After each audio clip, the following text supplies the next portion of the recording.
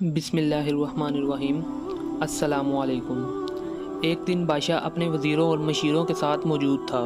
بادشاہ نے ایک وزیر سے پوچھا کہ تمہاری زندگی کی سب سے بڑی خواہش کیا ہے؟ وزیر شرما گیا اور اپنا منہ نیچے کر لیا۔ بادشاہ نے کہکا لگایا اور بولا، تم گھبراؤ نہیں، تم بس اپنی زندگی کی سب سے بڑی خواہش بتاؤ۔ وزیر عاجزی سے بولا، حضور آپ دنیا کے خوبصورت ترین سلطنت کے مالک ہیں۔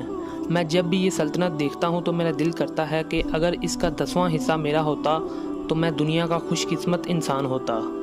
بادشاہ نے کہکا لگایا اور بولا، میں اگر تمہیں اپنی آدھی سلطنت دے دوں تو تم کیا کرو گے؟ وزیر نے عاجزی سے جواب دیا، بادشاہ سلامت، یہ کیسے ممکن ہے؟ بادشاہ نے فوراً اپنے سیکرٹری کو بلایا اور اسے 2 احکامات لکھنے کا حکم دیا۔ بادشاہ نے پہلے حکم کے ذریعے اپنی آدھی سلطنت نوجوان وزیر کے حوالے کرنے کا حکم دے دیا۔ دوسرے حکم میں بادشاہ نے وزیر کا سر قلم کرنے کا آرڈر دے دیا۔ وزیر دونوں احکامات پر حیران رہ گیا۔ بادشاہ نے احکامات پر مہر لگائی اور وزیر کی آنکھوں میں آنکھیں ڈال کر بولا، تمہارے پاس 30 دن ہیں۔ تم نے ان 30 دنوں میں 3 سوالوں کے جواب تلاش کرنے ہیں، اور اگر تم کامیاب ہو گئے تو میرا دوسرا حکم منسوخ ہو جائے گا اور تمہیں آدھی سلطنت بھی مل جائے گی، اور اگر تم ناکام ہو گئے تو میرا پہلا حکم خارج ہو جائے گا اور دوسرے حکم کے مطابق تمہارا سر قلم کر دیا جائے گا۔ بادشاہ نے اس کے بعد کہا، میرے 3 سوال لکھ لو۔ وزیر نے لکھنا شروع کیا۔ بادشاہ نے کہا، انسان کی زندگی کی سب سے بڑی سچائی کیا ہے؟ دوسرا سوال، انسان کی زندگی کا سب سے بڑا دھوکہ کیا ہے؟ پھر بادشاہ نے تیسرا سوال کیا، انسان کی زندگی کی سب سے بڑی کمزوری کیا ہے؟ اس کے بعد بادشاہ نے کہا، تمہارا وقت شروع ہو گیا ہے۔ وزیر سوالات کے جوابات لینے کے لیے ملک کے بڑے بڑے دانشور، ادیب اور ذہین لوگوں کو جمع کر لیا اور سوال ان کے سامنے رکھ دیے۔ یہ لوگ ساری رات بحث کرتے رہے لیکن پہلے سوال پر ہی کوئی رائے قائم نہ کر سکے۔ وزیر نے دوسرے دن دانشور بڑھا دیے لیکن کوئی نتیجہ نہیں نکلا۔ وہ اسی طرح لوگ بڑھاتا رہا لیکن اسے کوئی جواب نہ مل سکا۔ پھر وہ مایوس ہو کر دارالحکومت سے باہر نکل گیا۔ یہ سوال اٹھا کر پورے ملک میں پھرا لیکن اسے کوئی تسلی بخش جواب نہ مل سکا۔ ایک دن وہ چلتے چلتے تھک گیا، اس کا شاہی لباس پھٹ گیا اور پگڑی ڈھیلی ہو کر گردن میں لٹک گئی، جوتے پھٹ گئے اور پاؤں میں چھالے پڑ گئے، یہاں تک کہ شرط کا آخری دن آ گیا اور وزیر کو یقین ہو گیا کہ یہ اس کی زندگی کا آخری دن ہے، کل اس کی گردن کاٹ دی جائے گی۔ وہ مایوسی کی حالت میں ایک کچی آبادی میں جا پہنچا۔ وہاں ایک غریب کی جھونپڑی تھی۔ وہ وہاں پہنچا تو دیکھا کہ فقیر سوکھی روٹی پانی میں ڈبو کر کھا رہا تھا اور ساتھ ہی دودھ کا پیالہ پڑا تھا اور فقیر کا کتا دودھ پی رہا تھا۔ فقیر نے وزیر کی حالت دیکھ کر کہکا لگایا اور بولا، جناب اعلیٰ، آپ صحیح جگہ پر پہنچے ہیں، آپ کے 3 سوالوں کے جوابات میرے پاس ہیں۔ وزیر نے حیرت سے دیکھ کر پوچھا، آپ کو کیسے پتا کہ میں کون ہوں اور میرا مسئلہ کیا ہے؟ فقیر نے سوکھی روٹی کے ٹکڑے چھابے میں رکھے اور اپنی بوری وزیر کے سامنے رکھ دی اور وہ بولا، یہ دیکھیے، آپ کو بات سمجھ آ جائے گی۔ وزیر نے جھک کر دیکھا تو اس میں شاہی لباس موجود تھا۔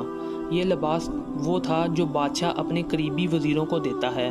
پھر فقیر نے کہا، میں بھی ایک سلطنت کا وزیر تھا، میں نے بھی ایک دفعہ بادشاہ سے شرط لگانے کی غلطی کی تھی، لیکن نتیجہ اب آپ خود دیکھ لیں۔ فقیر نے اس کے بعد روٹی کا ٹکڑا اٹھایا اور دوبارہ پانی میں ڈبو کر کھانے لگا۔ وزیر نے مایوس ہو کر پوچھا، کیا آپ بھی جواب تلاش نہیں کر سکے تھے؟ فقیر نے کہکا لگایا اور بولا، میرا کیس آپ سے مختلف تھا، میں نے جواب ڈھونڈ لیے تھے، میں نے بادشاہ کو جواب بتائے، آدھی سلطنت کا پروانہ پھاڑا، بادشاہ کو سلام کیا اور اس جھونپڑی میں آ کر بیٹھ گیا۔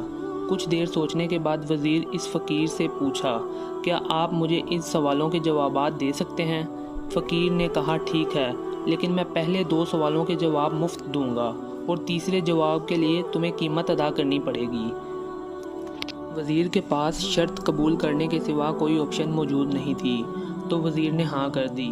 فقیر بولا، دنیا کی سب سے بڑی سچائی موت ہے، دنیا میں کچھ بھی ہو جائے انسان اس سے منہ نہیں پھیر سکتا۔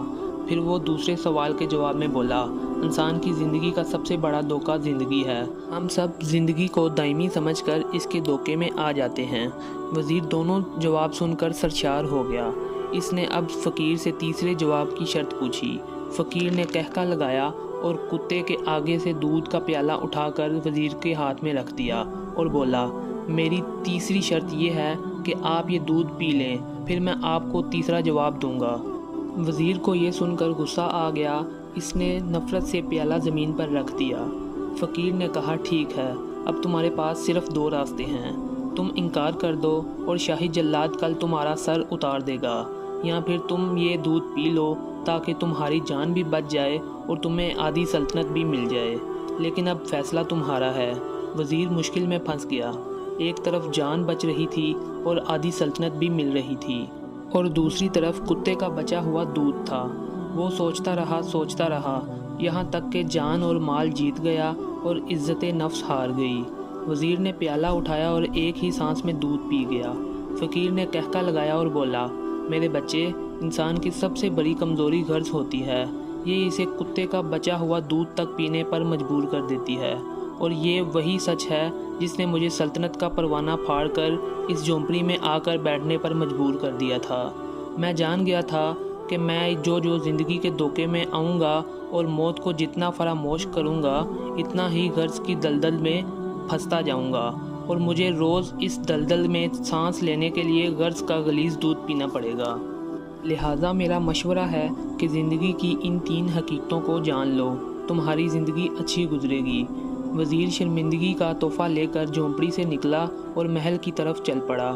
وہ جو محل کے قریب پہنچ رہا تھا، اس کی احساس شرمندگی میں اضافہ ہو رہا تھا، اس کے اندر ذلت کا احساس بڑھ رہا تھا۔ جیسے ہی وہ محل کے قریب پہنچا تو اس کے دل پر خوفناک درد اٹھا، وہ گھوڑے سے گرا، لمبی ہچکی لی اور اس کی روح پرواز کر گئی۔ اس لیے دوستو، ہمیں کسی دن ٹھنڈی جگہ پر بیٹھ کر زندگی کے ان بنیادی سوالوں پر غور کرنا چاہیے۔ ہمیں یہ سوچنا چاہیے کہ ہم لوگ زندگی کے دھوکے میں آ کر غرض کے پیچھے تو نہیں بھاگ رہے، ہم لوگ موت کو فراموش تو نہیں کر بیٹھے۔ مجھے یقین ہے ہم نے جس دن سوچ لیا، اس دن ہم غرض کے ان غلیظ پیالوں سے باہر نکل آئیں گے۔